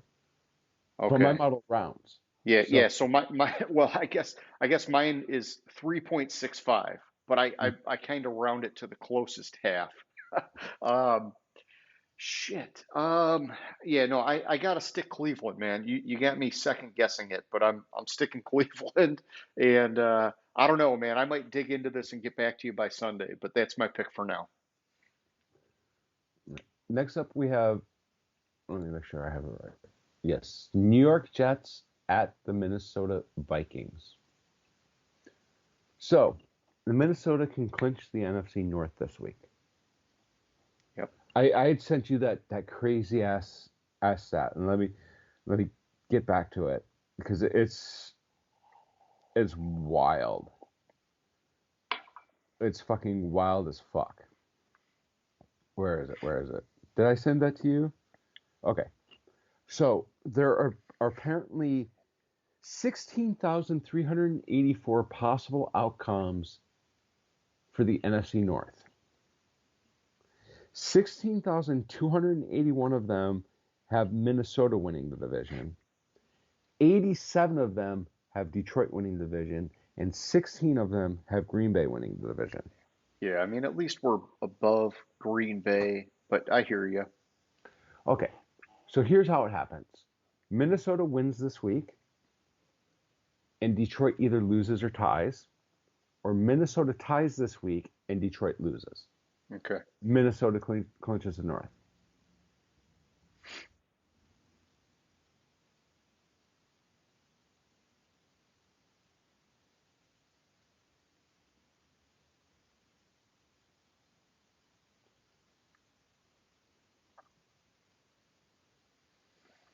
You're deep Sorry, in thought here, dude. No, I just saw a stat that's like, oh, wait a minute. Okay. But no. So my model has this as 3-point win. Interestingly enough, on the road this season, the Jets are 4-1. The only loss was that quirky Patriots game a couple weeks ago. Jets are playing better with White at quarterback than with Zach Wilson. But Minnesota, as a favorite this year, is 4-0. I'm sorry, no, 8-0. They're one of 3 undefeated teams as a favorite. Minnesota, Washington, and the Jets. Washington's 4-0. Jets are 2-0. I don't.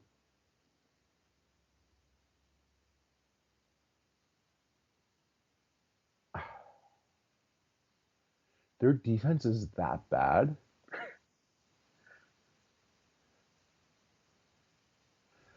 The Vikings are the worst rated pass defense in the league, allowing 8.25 yards per attempt.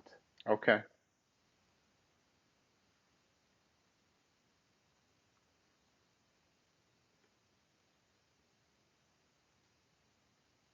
I'm gonna stay with Minnesota on it. It's just like little facts here and there that are like, wow, that could be a Jets win. But I'm gonna go with Minnesota.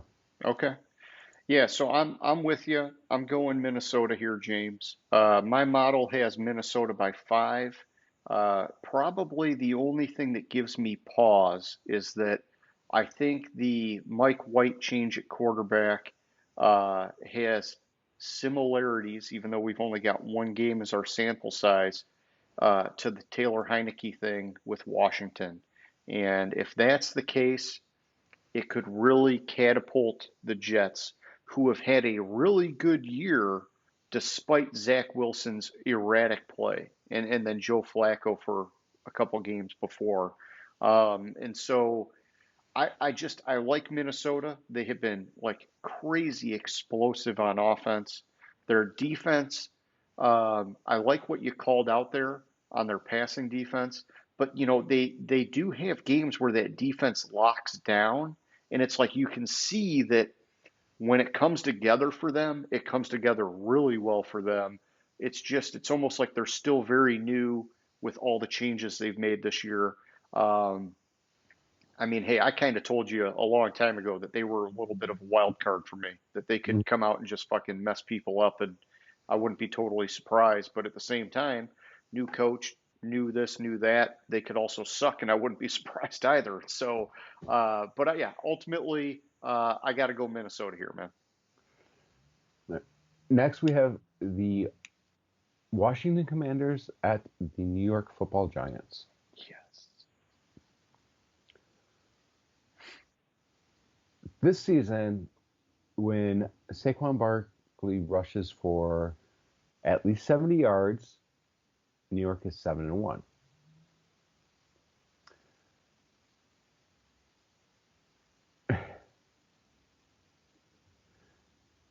In all in the other three losses, Barkley didn't even top 53 yards. Okay. Um, where is that? In the last 2 weeks, Barkley has rushed for 61 total yards. Yeah, it's not looking good for him all of a sudden. The Washington Commanders are favorites by 2.5 points in this game.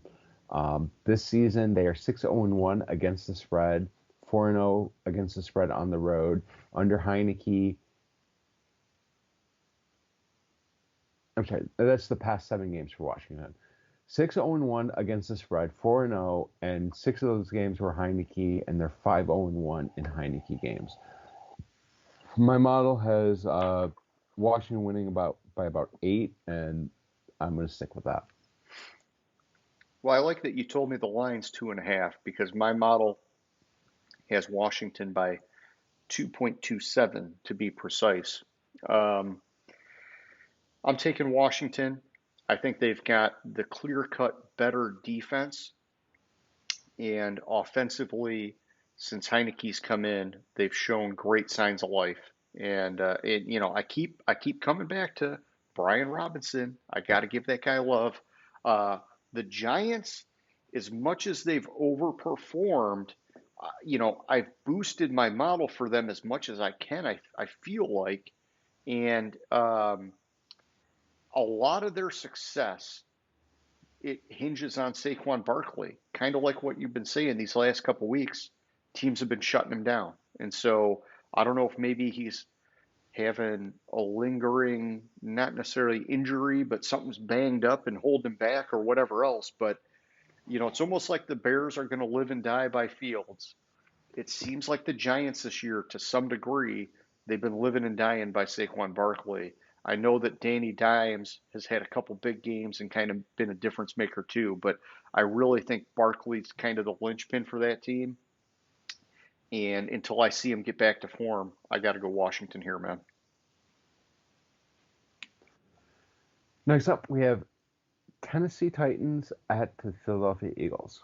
Yes, we do. Interestingly enough, the Eagles have allowed 131.5 rushing yards over the past 4 games. 23rd in the NFL. They haven't faced anybody like Derrick Henry in that span. The Titans / Houston Oilers, because I went back, you go back 6 games, and the last 6 meetings take you back to 1997 when Tennessee was still in Houston. Okay. They're 5-1 against the Eagles in the last 6 games.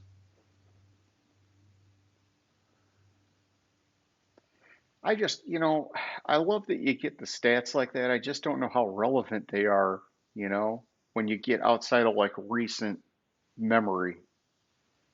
No, I know. And But sometimes you tell us these stats, and then it's like fucking they get like the random win, and it's like, I don't know, man. Maybe there's some fucking juju there.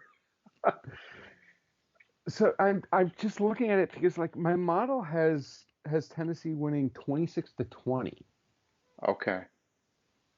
And What's the line at for this one? it's Philly by 5. Okay. See, I think my model is high. My model's got Philly by 7.5. And my gut's telling me because of how great Vrabel has been coaching that team, it's going to be a tighter game. I'm just having a hard time going Tennessee when it's the model's 7.5, and so I still got to pick Philly. But it's interesting what you're saying about the running part of it because Derrick Henry, he's a beast, man. teams, they slowed him down in weeks 1 and 2. And other than that, he's been doing what he does on a regular basis. And that's helped Tennessee by leaps and bounds. And so except for the last 3 games. where's he been the last 3? I just my note is he struggled. Let me get the exact stats over the last Okay. 3 games because it's Yeah, I so think one of the games the defense came up big. Man, I'm trying to remember, but I all still right. thought he was doing decent. So against Cincinnati he had 38. Yeah, Against that's low. Green Bay he had 87. Against Denver he had 53. Okay, yeah, 38 and 53 is low. The 87, okay. But I mean there was like But not carrying the team. 87 yeah, is not carrying you to a win. I got you. right, Now, but didn't one of those he have a passing touchdown though, or was that before the last 3? Either way, it's well I'm the stats I pulled like it doesn't list a passing touchdown. So it's possible. I am remembering a passing touchdown. Like yeah, last week he had 38 yards rushing, but he had 79 receiving yards. okay. So it kind of offsets it. Yeah, and then one of the games he did his little wildcat thing or whatever where he threw for a touchdown, Yeah. but I don't know if that was in the last 3 games. That might have been maybe 4 or so games ago. So either way, it's all right. I'm still sticking with Philly though. Passing 2022, he has 2 passes, 2 completions, and a touchdown. Total passing yards 4. Wow. Yeah, he always does those little like goal line passes is what Yeah. he does. So the reason for my struggle is because I want to override my model and pick Philadelphia, but my model has Tennessee winning by 6 points, and I think I just got to trust the model on it and go with Tennessee. You gotta do what you gotta do, man.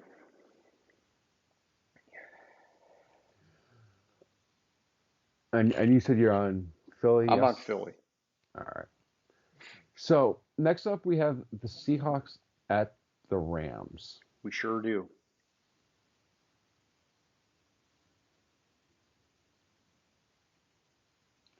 This is another one I'm gonna have to change what I sent you. My model has the Rams winning 21-20. Okay. And I really have to override my model. There's nothing good to say about the Rams this season whatsoever. No. I'm gonna go with Seattle. I think part of the struggle is didn't the last time that Wolford started against Seattle, didn't Wolford win the game? Or some shit like that. But I'm gonna go with the Rams. Okay. So Seattle. yeah. Seattle, not the Rams. All right. So, when I sent this to you, James, I had to override my model because it had the Rams winning by 1.5. And I was like, no way am I picking the Rams here. And so I went with Seattle. I've updated my model because I didn't have Aaron Donald scratched off. And now my model has Seattle winning by almost 3. And so I feel better because I was going to override it anyhow. And so I'm at Seattle. You said you're switching to Seattle as well? Yeah. Okay. All right. Cool. What's next, bud? Next up is the Dolphins at the 49ers. Okay. That it sounds like a good game. You got Will McDaniel beat the teacher. The student becomes the teacher against Shanahan. So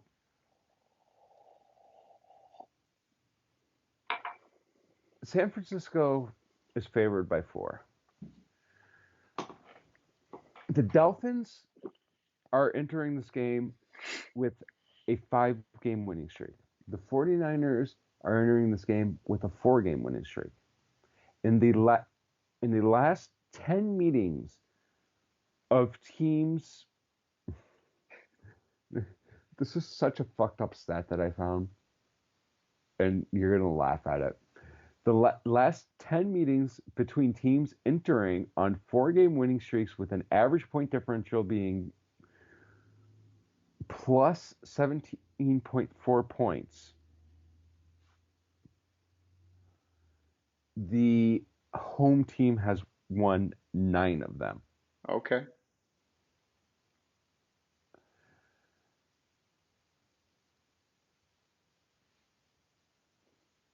It's going to be 10. I'm going to go with San Francisco in this game. All right, you're going San Fran. I think you sent me Miami. Let me move you over. I did. So my model had Miami winning by 4. Okay. But No, I just want to make sure I got us fully updated here. The narrative tells me San Francisco, and it might be a smart one to override my model on. I got you. So I've got San Francisco, and my original model had San Francisco by a half a point. But since you've told me about Armstead maybe being out and Austin Jackson being out, I think it'll boost the model a little bit. But I think it goes to show how much respect I've built in for Mike McDaniel and what he's done with Miami. They've really been like ultra competitive this year, where I was not expecting that at all. I thought, hey, Tua needs the perfect coach or he's gonna bust because he looked like a bust, and I think he got the perfect coach, man. And I think the team has the perfect mix of talent all around him offensively, as well as has the right people on defense.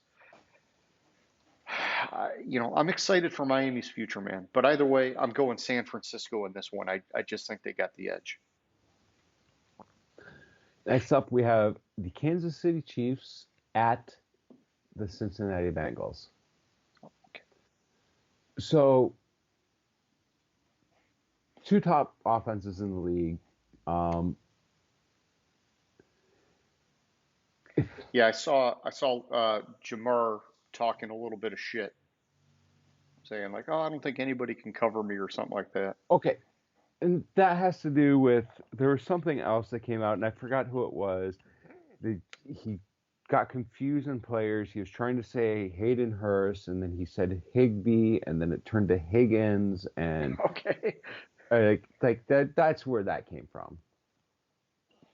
So, Patrick Mahomes is 1-2 against the Bengals. Okay. Interestingly, he has 85 career starts, including the playoffs. It's the furthest into a quarterback's career since 1950 that a player has not lost 3 games to the same opponent.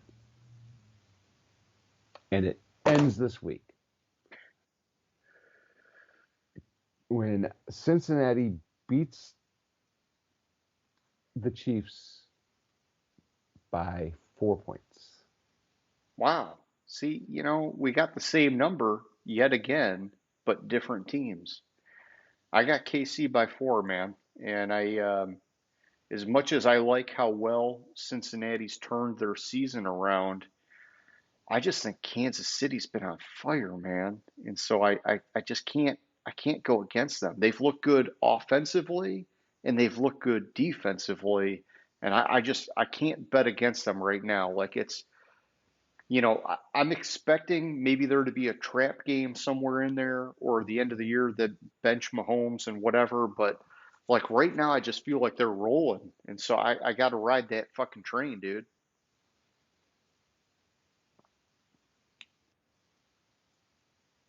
This is where you say, okay. Okay. I just saw something weird that I didn't realize he had played 5 games against them already. but another the next game, Sure. Well, yeah, because he had which what is the playoff game, and then I guess no, some no, regular no, no. season games. The Justin Herbert.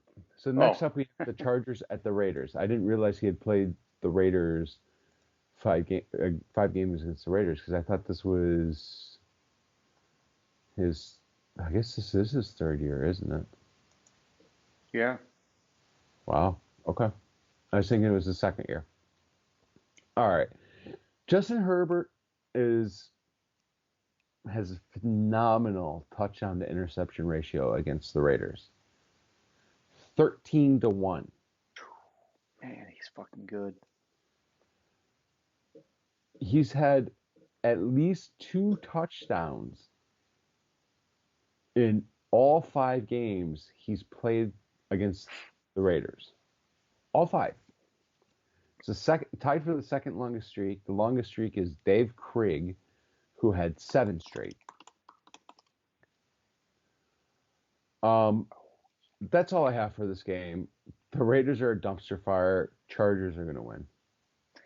Okay, so when I sent this to you, my model had the Raiders, and I overrode that and picked the Chargers. I just went back and was like picking at it because I'm like, man, I just don't feel good about this. I have a clutch quarterback factor built into my model, and I turned it off earlier in the year when Herbert got hurt and both Keenan Allen and Mike Williams were out. Uh, with last week's, come from behind 2 point against Arizona, I'm turning that back on now for Herbert, and I've got Los Angeles winning by 1. I think they'll win by more than that, but it is a divisional game. Could be tighter than anybody thinks, and it is in Las Vegas. But I'm going with the Chargers, man. So we're on to Sunday Night Football with the Colts at the Cowboys. Parks Frazier, wow! Okay. The Colts have not won in Dallas since 1996. That's only 2 games. There's actually 4 teams that haven't beat Dallas in Dallas since 97. The Colts, the Chiefs, the Texans, and the Bengals. Okay. It just continues, and the Cowboys win. There's not much to say good about the Colts. No, and I mean, Dallas has been really good, you know. I mean, they've had a couple games where they make you scratch your head, like Green Bay, but overall, their defense has been lights out. Their offense has been at least steady. Uh, you know, give the ball to Tony Pollard more, and they're electric.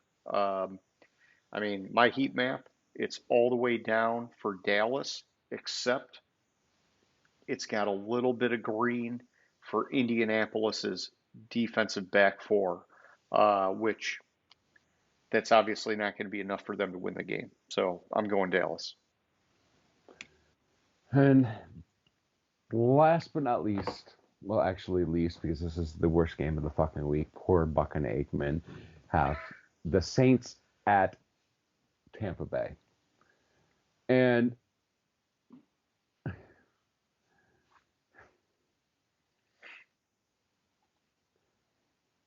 my model has this as a 14-12 game. Okay. Saints are underdogs. They are 0-5 against the spread on the road this season.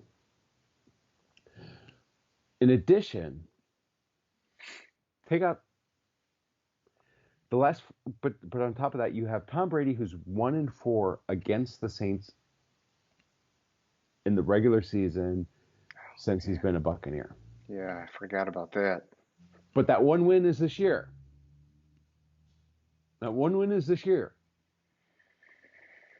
Um, And it's in Tampa Bay. Can I just say like like it could be a 0-0 game. It's seriously how Just bad a both just a these teams blank are, tie. and not a defensive tie, more of a offensive ineptitude tie. Man, that's a good question though. I wonder if there's actually been a 0-0 tie. You'd think that there's probably one or more hanging out there, but I don't know. I mean, while I, you're looking at that, yeah, while you're looking at that, I'll just tell you, man, I'm taking Tampa I'm on Bay. I'm on Tampa Bay too. Yeah, I've got Tampa Bay by 5.5. Um, it's tough, man. It's hard to override my model with Tampa Bay because they just on paper are so good. They're just not playing that way. But I've discounted them in so many ways, and the model still has them winning by 5.5 in this one. And so, and I got to roll with it because New Orleans has been anemic unless Dalton has like great games, which is hard to count on. And so I'm going Tampa Bay here, man. Okay, so in professional football history, there's been 73 0-0 ties. Okay. Although the last one was Before we were born. way before we were born. The most recent was in the NFL. It was a 0-0 tie when the New York Giants visited the Detroit Lions in 1943. So let's just say there's not been one in, let's just say there's not been one. Okay. Not been one in the Super Bowl era is what it sounds like. Well, back then in 43, they didn't play overtime either. Yeah. So, but in the Super Bowl era, no 0-0. So apparently,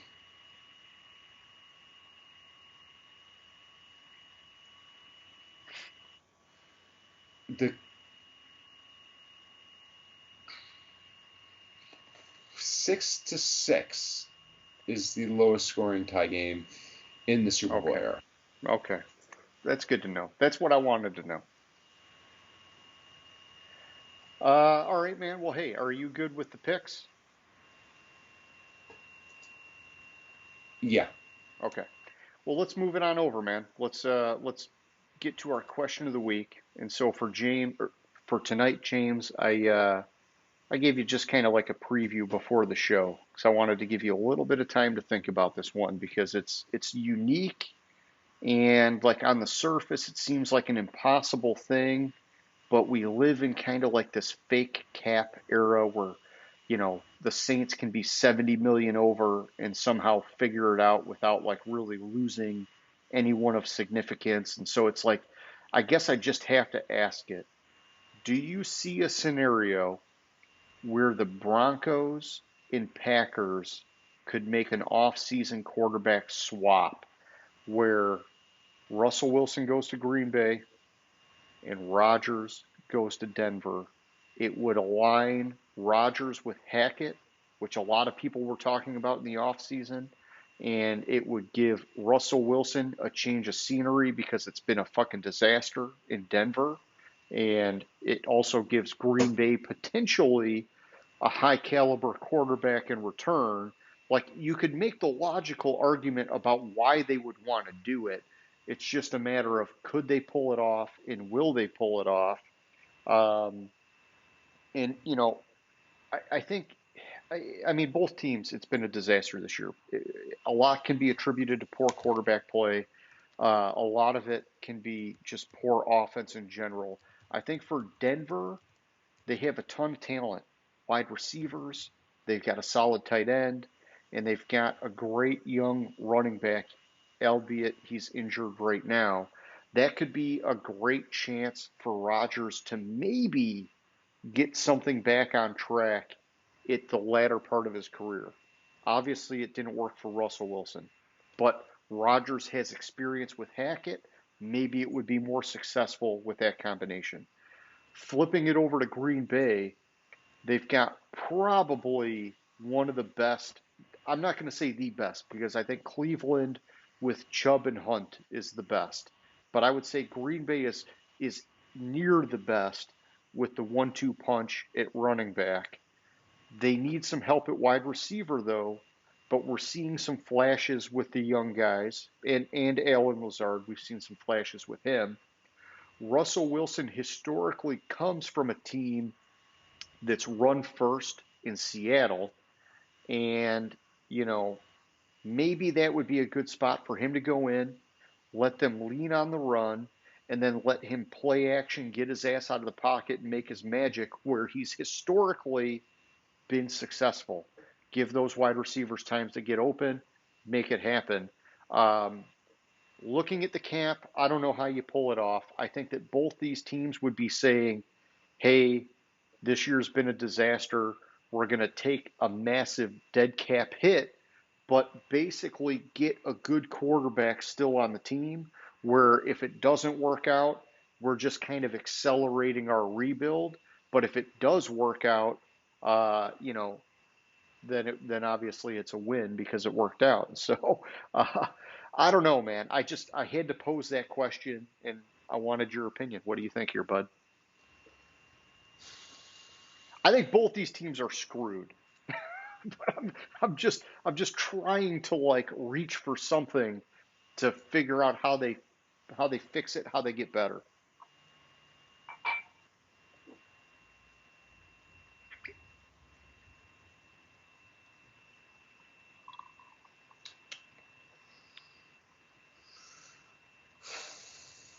So interestingly enough, Russell Wilson has a no trade clause.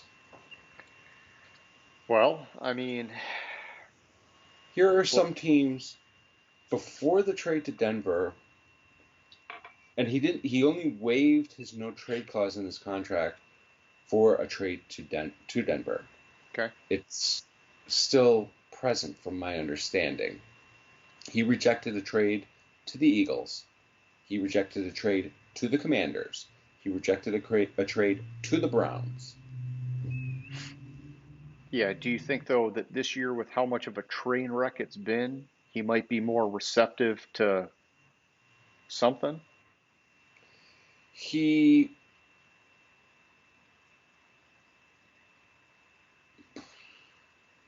I don't think so. Okay, I don't think he would waive his no trade clause again unless it was for the right team, and I don't think Green Bay is that team. I think what's going to ultimately happen is they've hitched their wagon to Russ, and they're going to fire Hackett and get a different coach in there. and that guy could suck, and then that guy they're going could to suck, fire him, and and they're then going to fire eventually him. they'll be past Russ's contract, and they can let him go, and they start over. But they can say, Yeah, I okay, think it's after. I think after next year or the year after, they can kind of move on from the yeah. contract. So it's like they're going to say Hackett strike one, the next guy strike two, and then Russ's contract's up. They're going to let him walk before they get to strike three, So or they release him before they get to strike three. so if they cut him in 2024 before the 2025 money guarantees, which is the second day of the league year, it would be 85 million against the cap, Okay. or 35, or split it 35 million in 24, 49.6 in 25.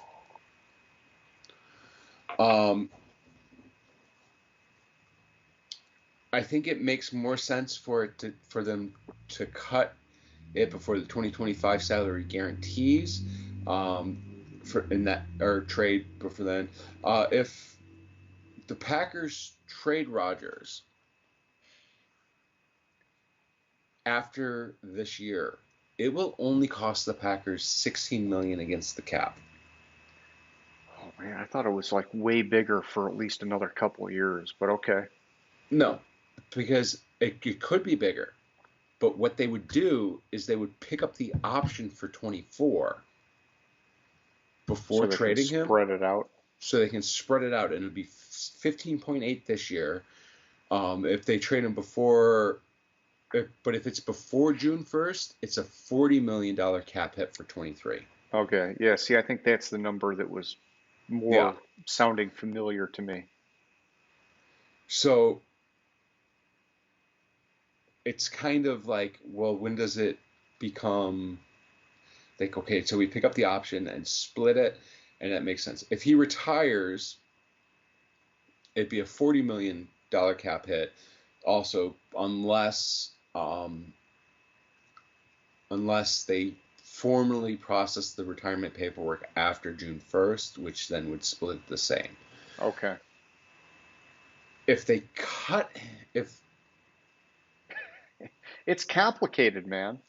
so, You got to have like an advanced degree in if the team, mathematics to figure this shit out, and probably a legal degree. so it's a 59.5 million fully guaranteed, blah blah blah blah. If they cut him or they decline the 2024 option, it's going to cost them 75 million against the cap, or he's going to cost them 75 million against the cap. Like they're fucked unless they trade him, basically. Yeah, they're screwed. Or he retires. Yeah. So I see Green Bay wanting to trade Rodgers and finding the right partner. I just don't think Russ would accept a trade to Green Bay. Okay. I got you. Well, hey, I appreciate your insight, as I always do, James. And it's $99 million cap hit for 2023 if they cut him. Fake cap. You mean fake cap Mhm. hit. Fake cap hit. Mm-hmm. Okay. Well, hey, listen. Anybody who's watching, we hope you play Name That Stadium first and foremost, but we also want you to chime in on our question of the week. Hit us up in our comments section. Tell us what you're thinking. Engage with us. We want to hear from you. We know there's 19 of you that subscribe to this channel, and there's like 60 or so people that view this every week. And so we just want to hear from you. Maybe that'll help us get some more. And if you're new, you're not one of those 19 subscribers, hit that button because we love this shit and we want to keep doing it. And we think you'll love this shit too. And so, James, you got any closing thoughts, man? No, I think I hit all my points. Oh, yes, I do. A more feasible trade is Rodgers to Vegas. The end. For Carr. Okay. Swapping for Carr. Okay. Yeah. Well, I like that you put the alternative in there instead of just saying no. And you said no for all the right reasons, but I like the alternative. That's good to hear. All right, cool. Well, hey man, like always, it was a good show. I'll let you go and I'll catch you later, man. Sounds good. Have a good one. Gridiron Grinder. Hut hut hike.